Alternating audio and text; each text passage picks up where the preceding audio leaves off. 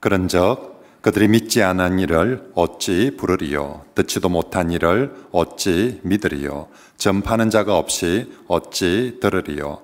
보내심을 받지 아니하였으면 어찌 전파하리요? 기록된 바 아름답도다 좋은 소식을 전하는 자들의 발이여 함과 같으니라. 그러나 그들이 다 복음을 순종하지 아니했도다. 이사야가 이르되 주여 우리가 전한 것을 누가 믿었나이까 하였으니 그러므로 믿음은 들음에서 나며 들음은 그리스도의 말씀으로 말미암았느니라. 그러나 내가 말하노니 그들이 듣지 아니하였느냐? 그렇지 아니하니 그 소리가 온 땅에 퍼졌고 그 말씀이 땅 끝까지 이르렀도다 하였느니라. 그러나 내가 말하노니 이스라엘이 알지 못하였느냐? 먼저 모세가 이르되 내가 백성 아닌 자로서 너희를 시기하게 하며 미련한 백성으로서 너희를 노엽게 하리라 하였고, 이사야는 매우 담대하여 내가 나를 찾지 아니한 자들에게 찾은 바 되고 내게 묻지 아니한 자들에게 나타났노라 말하였고, 이스라엘에 대하여 이르되 순종하지 아니하고 거슬러 말하는 백성에게 내가 종일 내 손을 벌렸노라 하였느니라. 아멘. 우리 지난주 이제 로마서 10장의 말씀을 통하여서 이스라엘의 실패들을 보면서 이스라엘은 하나님의 의가 아닌 자기 의를 추구하면서 실패하였다. 반대로 이방인들은 모든 부족함에도 불구하고 하나님의 긍휼로 말미암아 의롭게 되고 구원을 받았습니다. 어떻게 의롭게 되고 어떻게 구원을 받았습니까? 오직 예수 복음을 믿음으로. 이방인들이 더 착해서 그런 것도 아니고 더 열심히 있어서 그런 것도 아니고 더 지식이 많아서 그런 것도 아니고 오직 예수 복음을 믿음으로 말미암아 의롭게 되고 구원받았습니다. 그래서 다시 한번 이신칭의, 이신덕이를 말씀드렸습니다. 자, 그리고 예수님을 믿음으로 구원받는다 할 때 도대체 예수님을 믿는다는 게 뭡니까? 우리가 믿는다 할 때 그 믿는다는 내용이 무엇입니까? 우리를 예수님을 어떻게 무엇으로 믿는다고요? 예수님을 주와 그리스도로 믿습니다. 우리 믿음의 내용에 있어서 아주 중요한 첫 번째가 예수님을 주와 그리스도로. 그래서 예수님의 풀네임이 뭐라고요? 주 예수 그리스도. 그래서 우리가 주 예수 그리스도 부를 때마다 내 머릿속에 나는 예수님을 주와 그리스도로 믿습니다. 두 번째는 예수님이 나를 위해서 하신 일을 믿습니다. 무슨 일을 하셨습니까? 나를 위해서 죽으시고 부활하셨습니다. 나는 예수님이 나를 위해 죽으시고 부활하심을 믿습니다. 이게 우리의 믿음의 내용입니다. 그러면 나는 이런 믿음을 어떻게, 믿음의 방법은요? 어떻게 믿는 게 믿음의 방법입니까? 어떻게 믿으라고 했습니까? 마음으로 믿고 입으로 시인하라. 그죠? 마음으로 믿고 입으로 시인하면 됩니다. 그러면 우리가 마음으로 믿고 입으로 시인하면 이 믿음으로 의롭게 되고 구원받는 데 있어서는 차별이 없고 제한이 없다고 했습니다. 누구든지 주의 이름을 부르는 자는, 누구든지 마음으로 믿고 입으로 시인하며 누구든지 주의 이름을 부르는 자는 구원을 받으리라 라고 지난주 로마서 10장 13절까지 그렇게 말씀하였습니다. 자, 이제 오늘 본문 14절부터는요. 자, 그러면 누구든지 그렇게 주의 이름을 부르면 구원을 받는다고 했는데 어찌하여 유대인들은 그렇게 주의 이름을 부르지 않고 있는가? 분명히 하나님의 이름을 알고 주의 이름을 아는 저들이 왜 안 믿고 부르지 않고 있는가? 도대체 어디에서 무엇이 문제가 생긴 것인가를 다시 한번 점검하는 말씀입니다. 먼저 14절과 15절 말씀에 이 믿음의 구원의 시스템을 역순으로 네 가지 단계를 체크하면서 도대체 어디에서 문제가 있는지 한번 확인해 보자라는 것입니다. 우리 14절과 15절 말씀 아주 유명한 말씀인데 같이 한번 읽어봅시다. 시작. 그들은즉 그들이 믿지 아니한 일을 전파하는 자가 없이 어찌 들으리요? 보내심을 받지 아니하였으면 어찌 전파하리요? 기록된 바 아름답도다 좋은 소식을 전하는 자들의 발이여 함과 같으니라. 아멘. 자, 우리 13절 말씀. 누구든지 주의 이름을 부르면 구원을 받으리라 라고 했는데, 주의 이름을 부르려면 제일 먼저 뭐가 돼야 됩니까? 믿어야 될 거 아닙니까? 믿어야 부르고. 자, 믿으려면 어떻게 합니까? 들어야, 복음을 들어야 믿을 수가 있지 않습니까? 복음을 들으려면 누가 전파하는 사람이 있어야 복음을 들을 수가 있고, 또 누가 전파하는 사람이 있으려면 하나님이 그를 보내서야만이 전파하는 사람이 있을 수 있지 않겠습니까? 자, 이 시스템, 이 단계를 통해서 처음 시작은 하나님이 보내시고, 그래서 마지막 듣고 믿는 단계로 구원을 받게 되고 하는 이 시스템이 갑니다. 자, 하나씩 점검해 보자는 것입니다. 처음부터 1단계가 잘못됐는지, 2단계가 잘못됐는지, 3단계가 잘못됐는지, 4단계가 잘못, 도대체 어디에서 문제가 생겼기 때문에 저 이스라엘은, 유대인들은 저렇게 안 믿고 부르지 않는가? 제일 첫 번째, 하나님이 보내지 않았는가? 여러분 어때요? 하나님이 전도자들을 보내지 않았습니까? 보냈습니까? 예, 보냈죠. 얼마나 하나님이 구약시대는 그 많은 선지자들을 보내어서, 신약시대는 그 많은 사도들을 보내어서, 그리고 우리 시대는 그 많은 전도자들을 보내어서, 하나님은 성경에 보니까 끊임없이 그의 사자들을, 그의 전도자들을 보내셔서 말씀을 전하게 하시는 분. 그러므로 하나님이 안 보냈기 때문에 우리가 못 믿었습니다, 안 믿었습니다, 이건 말이 안 된다. 하나님 보냈다. 자, 그러면 두 번째 체크해 봅시다. 하나님은 분명히 보냈는데 보냄받은 사람이 가서 땡땡이 치고 안전한 거 아닙니까? 하나님은 분명히 요나처럼 저 니느웨 가서 복음 전하라 했는데, 가기 싫다고, 나 안 할 거다고 중간에서 땡땡이를 치고 안전한 것 아닙니까? 여러분 어떻습니까? 구약의 선지자들이, 신약의 사도들이 어떻게 전했습니까? 목숨 걸고 전했습니다. 하나님께서 우리에게 이 복음 전하라는 사명을 맡겼다는 것을 믿고 목숨을 걸고 어디에 가든지 정말 열심히 전하였습니다. 그 덕분에 수많은 사람들이 복음을 듣고 믿을 수 있게 되었습니다. 그러므로 중간에 전하는 사람이 땡땡이 쳐가지고 문제 일으켜가지고 안전해서 우리가 몰랐다, 못 믿었다, 이것도 있을 수 없다는 것입니다. 결국 문제는 앞쪽에서는 하나도 문제가 없어요. 앞쪽에서는 다 순서대로, 원리대로 하나님은 보내시고, 그리고 보냄받은 자들은 열심히 전하고, 그리고 다 듣게 되고, 이제 그 다음부터가 문제인 거예요. 여기까지는 문제없이 다 진행이 되어 왔는데, 결국 그들이 들었는데도 불구하고 믿지 않았기 때문에 주의 이름을 부르지 않게 된 것이다. 그래서 16절 말씀에, 그러나 그들이 다 복음을 순종하지 아니하였도다. 로마서에서 순종하였다는 말과 믿었다라는 말을 거의 동의어로 사용하거든요. 분명히 하나님 보내시고 전도자들은 열심히 전하고, 저들은 들었는데도 불구하고 저들이 믿지 않고, 그리고 순종하지 않았다. 이것을 이제 입증하기 위해서 16절 말씀부터 구약의 이사야 선지자마다 많은 성경을 인용하면서 정말 이게 진짜 그렇다는 것을 입증을 해 갑니다. 먼저 16절에 이사야 성경을 인용하면서, 주여 우리가 전한 것을 누가 믿었나이까? 이사야의 탄식이거든요. 이사야는 하나님이 보내셔가지고 열심히 전했는데, 우리가 그렇게 열심히 전했는데도 불구하고 제대로 믿는 사람이 누가 있습니까? 하나님, 나를 비롯한 수많은 선지자들이 그렇게 열심히 전했는데도 아무도 안 믿고 있습니다. 지금 이사야가 그렇게 탄식을 했다는 것입니다. 그래서 전하는 쪽 이사야가 대표로 얘기합니다. 우리 진짜 열심히 전했는데 그런데도 저들이 안 믿고 있습니다 라고. 자, 두 번째 의문 제기는, 혹시 전하는 쪽은 그럼 열심히 전했는데 듣는 쪽에서 제대로 못 들은 것, 제대로 안 들은 것 아닙니까?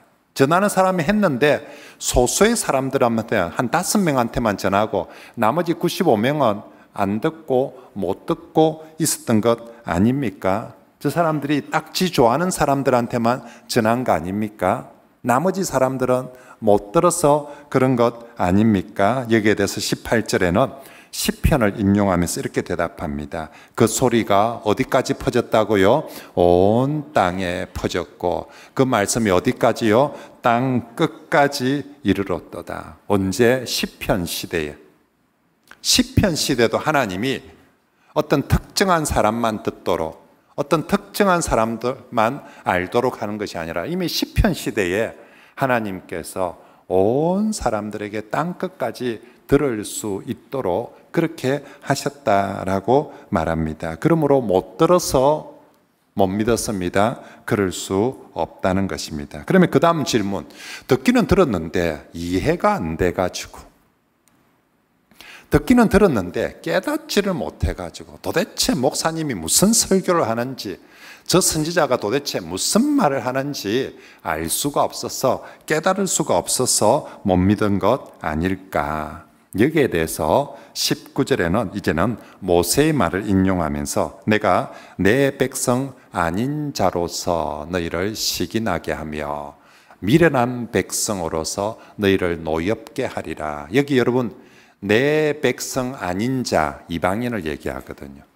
미련한 백성, 이방인을 얘기하거든요. 이게 무슨 말이냐면, 이방인도 지금 이스라엘 사람들이, 유대인들이 듣긴 들어도 우리가 잘 못 깨달아가지고, 잘 몰라가지고, 뭐 선지자가 뭔 소리를 하는지, 목사님이 뭔 설교를 하는지 몰라가지고 그렇게 하니까, 모르기는 뭘 모른단 말이고, 이방인도 너희보다도 훨씬 더 하나님 하자도 모르고 성경도 잘 모르고 무지하고 미련한 이방인도 다 듣고, 이방인이 잘 몰라도 주의 이름 부르기만 하면, 그러면 하나님께서 구원을 베풀고 은혜, 저 이방인들이 너희보다 더 잘 깨닫고 너희보다 잘 알고 그래서 구원받고 어렵게 된 거 아니지 않느냐고. 저 이방인들도 정말 믿고 잘 모르는데도 저렇게 믿을 때 너희가 보면서 뭐 저런 게 다 있노 하면서 그랬다 아이가. 그러므로 이방인, 잘 모르는 이방인도 다 구원을 받도록 하고 다 의롭게 되고 은혜 받도록 했는데, 너가 몰라서 못 깨달아서 그렇다, 그런 소리 하지 말라는, 너희보다 더 못 깨닫고 더 모르는 그 이방인도 하나님이 누구든지 주의 이름을 부르면 구원을 받도록 언제부터? 모세시대 때부터 그랬다라고 말씀합니다. 심지어는 20절 말씀에 이사야 65장 1절 말씀을 인용하면서 내가 나를 찾지 아니한 자들에게도 찾은 바가 되고 내게 묻지 아니한 자들에게 나타났노라. 하나님은 어느 정도로 열심히 했냐면, 나 안 찾으면 하나님이 먼저 찾아가서 나타내 보여주고, 물어보도 안 해도 하나님 저 잘 모르겠는데 뭐 안 물어봐도 하나님이 먼저 가서 대답도 해주면서, 그러면서까지 그들을 찾고 그들을 구원하고 불렀다라고 말씀합니다. 그러므로 못 들어서, 못 깨달아서, 몰라서 못 믿었다, 그럴 수 없다는 것입니다. 저 이방인들이 잘 알아서 믿는 것이 아니라 하나님이 시킨 대로 그냥 누구든지 주의 이름 부르면 구원을 받으리라 해서 그래서 한 거지, 무슨 뭐 잘 깨달아서 똑똑해서 그래서 그런 것 아니라는 것입니다. 그러면서 마지막 21절에 하나님의 절박한 탄식이 나오고 있습니다. 내가 순종하지 아니하고 그 설려 말하는 백성에게 종일 손을 벌리고 있었다라고. 내가 이걸 한두 번이 아니라 하루 종일 손을 벌리고 한 명의 이스라엘이라도 더 돌아오기를 그렇게 기다렸노라라고 탄식하면서 말씀하고 있습니다. 그러므로 이스라엘은 자신들의 믿지 않음에 대해서 어떤 핑계도 될 수 없다는 것입니다. 하나님 첫 출발 열심히 전도자 보냈고, 전도자들은 가서 땅끝까지 온 사람들에게 열심히 전도하고 복음을 전했고,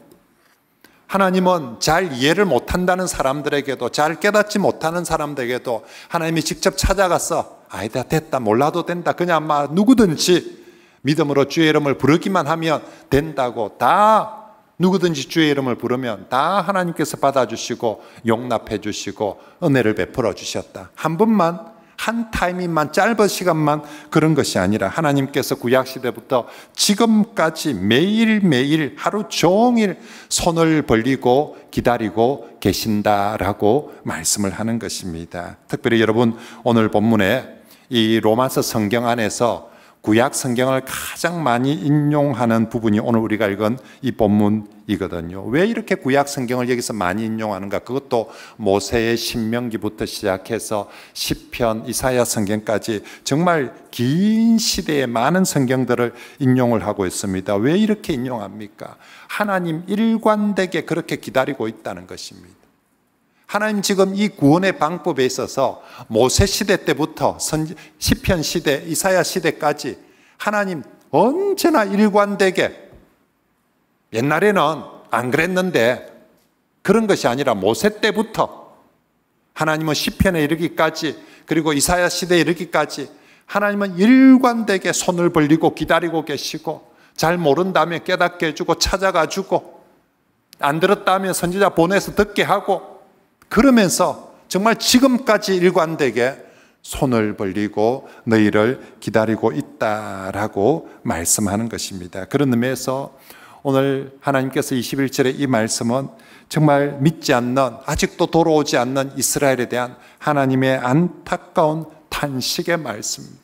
내가 이렇게까지 손을 벌리고 기다리고 있는데, 그 모세 시대 때부터 지금까지 기다리고 있는데, 그 모세 시대 때부터 내가 그렇게 선지자들을 보내고 사람들을 보내서 너희들이 정말로 누구든지 주의 이름을 부르도록 그렇게 기다리고 있는데, 아직도 돌아오지 않고 아직도 주의 이름을 부르지 않고 있는 저들에게 내가 지금도 손을 벌리고 기다리고 있다라고 탄식하면서 하나님께서 말씀하고 있는 것입니다. 그러므로 사랑하는 성도 여러분, 이제 정말로 그 이스라엘을 향해서 그렇게 탄식하며 손을 벌리고 기다리시는 하나님께서 지금 우리 시대에도 똑같이 그 옛날 이스라엘을 향해서 그렇게 손을 벌리고 기다리시는 하나님께서 지금 우리 시대에도 저와 여러분들을 향해서도 동일하게 손을 벌리고 지금까지 우리도 돌아오기를 기다리고 계시는 줄 믿습니다.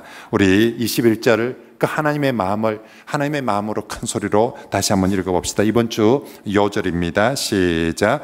이스라엘에 대하여 이르되 순종하지 아니하고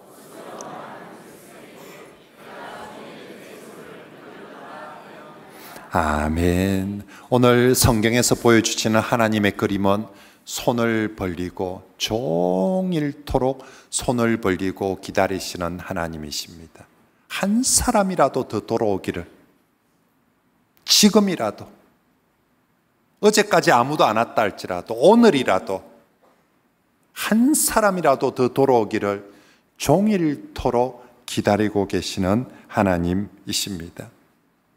그 옛날 예수님이 탕자의 비유라는 설교를 하면서 탕자가 집을 나갔을 때에 그 아버지 하나님께서 그 탕자가 돌아오기를 동구 밖에서 매일매일 하루 종일 손을 벌리고 그 탕자 돌아오기만을 기다리신 것처럼, 이제 오늘 우리 시대도 똑같이 옛날 그 탕자만 돌아오기를 기다리시는 것이 아니라 오늘 우리 시대도 수많은 사람들이 지금이라도 돌아오기를 하나님이 똑같이 손을 벌리고 기다리고 계실 줄 믿습니다.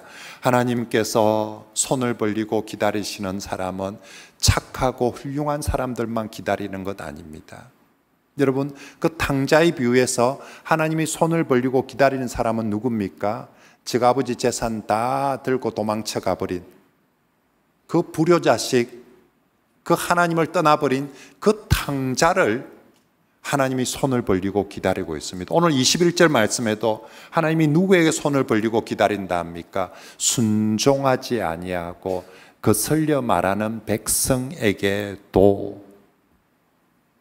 하나님 잘 믿고 하나님 존경하고 경외하는 사람들을 기다리고 있는 것이 아니라 하나님이 그렇게 말하는데도 순종하지 않고 오히려 하나님을 향해서 거슬려 말하는 사람들에게도 하나님께서 종일토록 손을 벌리고 기다리고 계신다라고 말씀합니다. 왜요?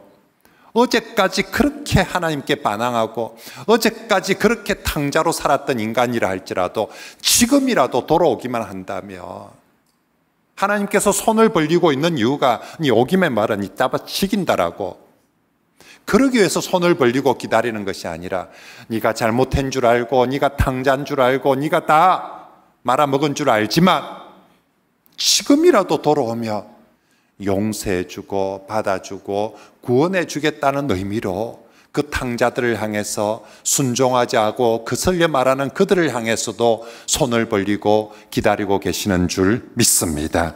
그러므로 이 자리에 참석한 우리 성도들이나 이웃 여러분 중에서 아직도 하나님을 믿지 않는 분이 있다면 지금도 두 손 벌려서 기다리고 계시는 그 하나님을 꼭 믿고 누구든지 두 손 벌려 기다리시는 하나님 앞에 주의 이름을 부르며 나아가며 하나님께서 누구든지 용서해 주시고 용납해 주시고 구원해 주시고 은혜를 베풀어 주실 줄 믿습니다. 정말로 우리 하나님 누구든지 지금이라도 네가 어제까지 무슨 짓을 어떻게 했더라도 괜찮다고 지금이라도 돌아오라고 우리 하나님께서 두 손 벌리고 기다리고 계시는 줄 믿습니다. 한편 우리 하나님은 교회 밖에 저 탕자들만 두 손 벌려서 기다리는 것이 아니라 오늘 교회 안에 있는 큰아들과 같은 성도들도 두 손 벌리고 기다리고 계시는 줄 믿습니다. 여러분, 몸은 분명히 교회를 다니고 몸은 분명히 교회에 와 있지만 마음이 아직도 하나님의 마음과 같지 않은 큰아들 성도가 교회 안에 많이 있거든요. 이스라엘 백성이 딱 그랬지 않습니까?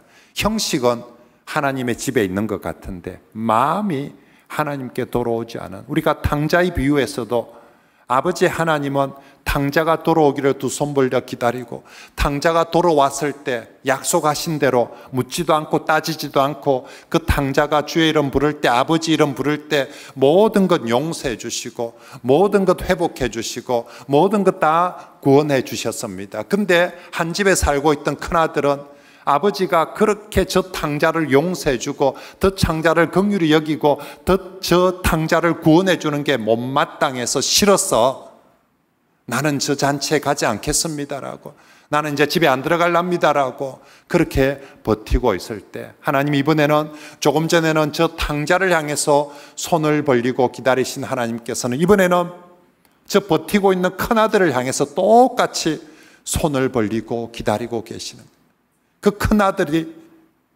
마음이 하나님 아버지께로 돌아와서 마음이 하나님과 같은, 아버지와 같은 마음 되기를 그렇게 하나님께서 손을 벌리고 기다리고 있습니다. 분명히 몸은 아버지 집에 살고 있고 몸은 교회를 다니고 있는데 마음은 온통 세상 사람들의 생각이나 세상의 가치들, 세상의 말들을 따라가고 있는 그 큰아들 같은 그 성도가 전심으로 하나님의 마음으로 돌아오기를, 하나님의 말씀으로 돌아오기를 하나님은 똑같이 손을 벌리고 기다리고 계시는 줄 믿습니다.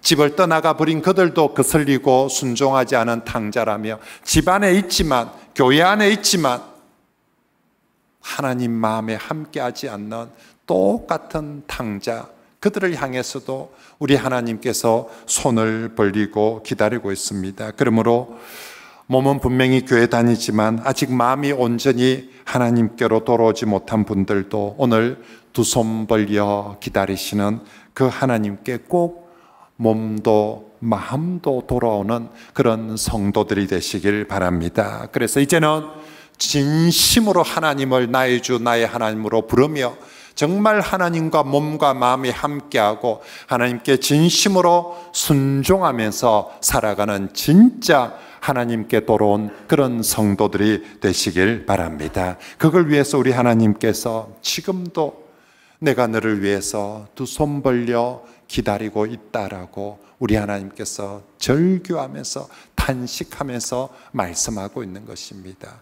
마지막으로 사랑하는 성도 여러분, 하나님이 두 손 벌려 기다리시는 이 모습을 보면서 오늘 하나님은 저와 여러분들에게, 우리 성도들이 이 기쁜 소식을 온 세상에 가서 전하는 성도가 되기를 원하십니다. 여러분, 하나님이 오늘 우리에게 보여주는 그림은 종일토록 두 손 벌려서 우리를 기다리시는 모습입니다. 왜 보여줍니까? 1번 나보고 돌아오라고, 그 다음 2번 너 말고 돌아와야 되는 탕자, 네 동생 탕자 데리고 오라고. 네 동생, 네 주변에 네 동생, 네 형 탕자들 데리고 오라고 하나님께서 손 벌리고 기다리는 모습을 우리에게 보여주고 있습니다.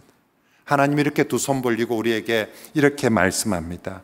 나는 이렇게 종일토록 두 손 벌리고 기다리고 있을 테니까 너는 가서 복음을 전하고 너는 가서 사람들을 데리고 오너라라고 하나님께서 말씀하고 있습니다. 네가 누구한테 가서 전하고 누구를 데려올지라도 내가 받아줄게. 네가 누굴 데리고 온다 할지라도, 어떤 탕자와 같은 사람을 데리고 온다 할지라도 내가 두 손 벌려서 그 사람 받아줄게. 너는 가서 이 기쁜 소식, 언제나 출발이 하나님이 보내시고 보내심에 순종해서 가서 전하는 이 일이 있어야 돌아오는 사람이 있는데 내가 지금도 손 벌리고 있을게.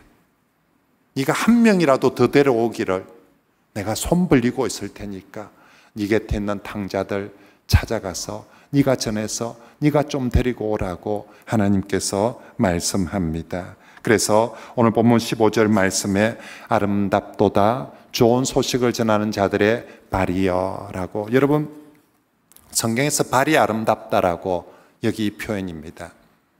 오늘 우리 현대인들도 지금 우리 현대인들은 양말 신고 신발 신고 다니는데도 발은 추접다라고 생각합니다.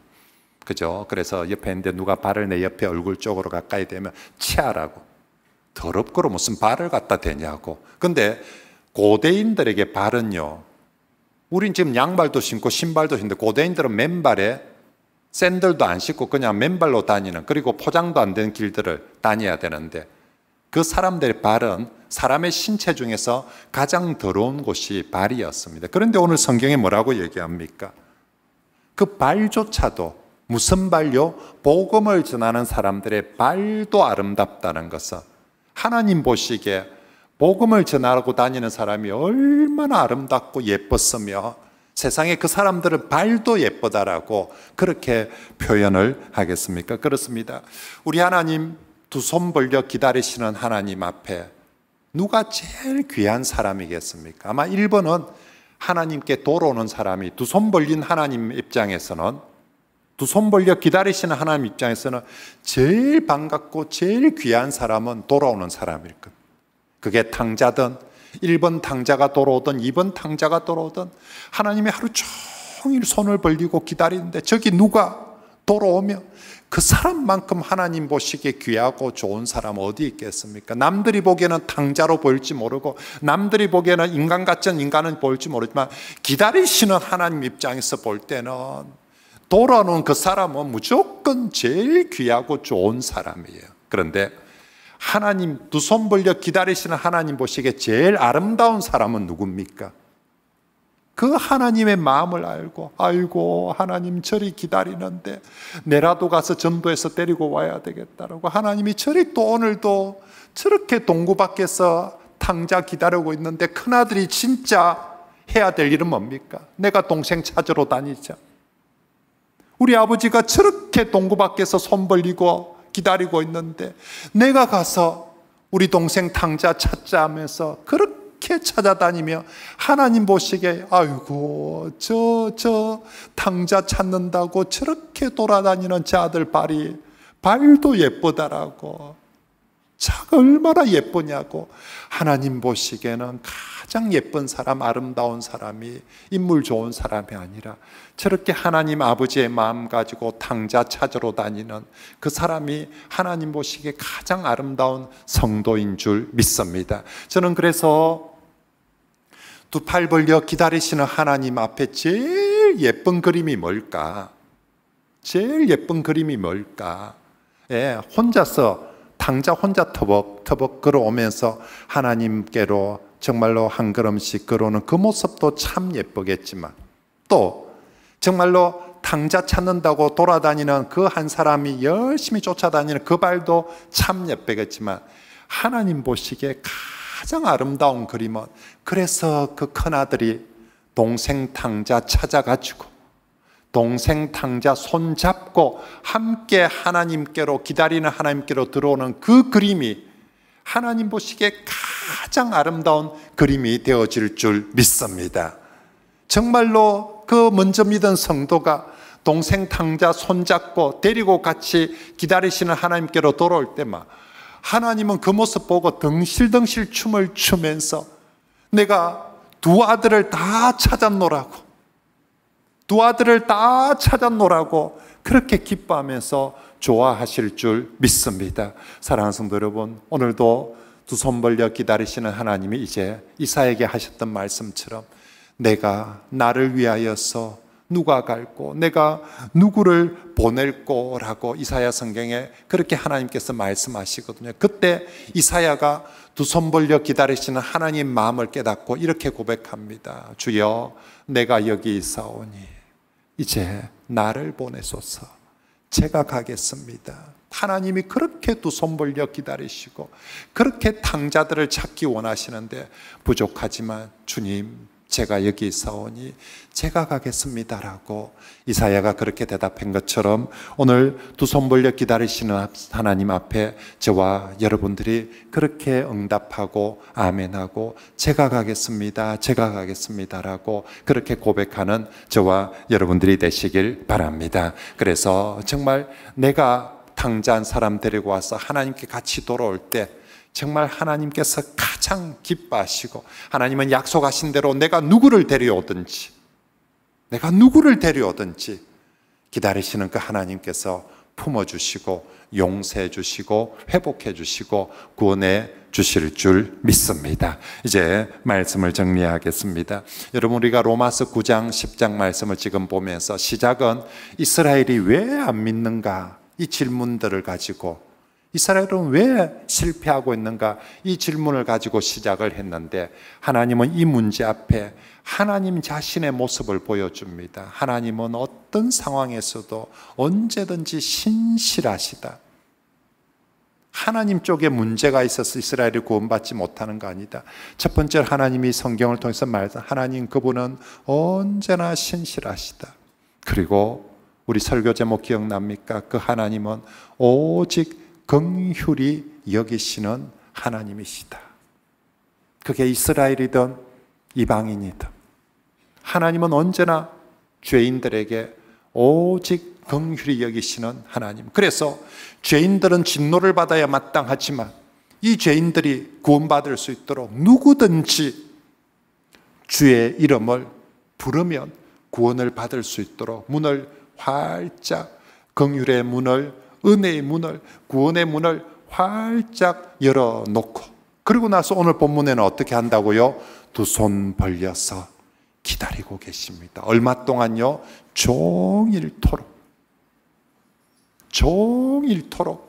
한 사람이라도 더 돌아와서 주의 이름을 부르고 구원을 받을 수 있도록 종일토록 하나님께서 기다리고 계십니다. 오늘 말씀을 들은 성도 여러분들은 오늘 이 그림을 꼭 기억하시기 바랍니다. 내가 믿는 하나님 어떤 하나님이다고요? 종일토록 두 손 벌리고 나를 기다리시는 하나님, 또 다른 창자를 기다리시는 하나님이십니다.